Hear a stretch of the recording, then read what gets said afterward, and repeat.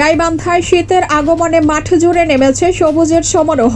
সদর উপজেলার বিভিন্ন ইউনিয়ন ও চরাঞ্চলের আনালের ছড়া, ধুতিচোড়া, রায়দাসবাড়ি, নুনগুলা, ফলিয়ারগুপ সহ বিস্তীর্ণ এলাকায় কৃষকরা এখন ভুট্টা চাষে ব্যস্ত সময় পার করছেন।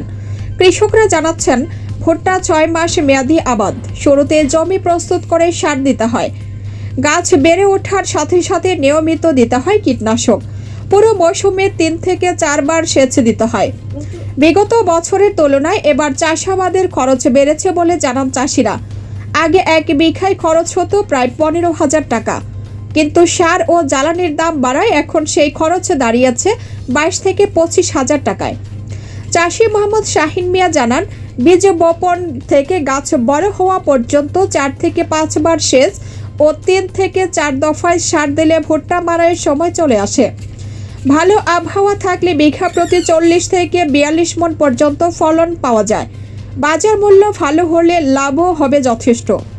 তিনি আরও বলেন, বিস্তীর্ণ এলাকায় ভুট্টার আবাদ হওয়ায় এলাকার কেউ এখন বসে নেই। সবাই ব্যস্ত সময় পার করছেন ফসলের মাঠে।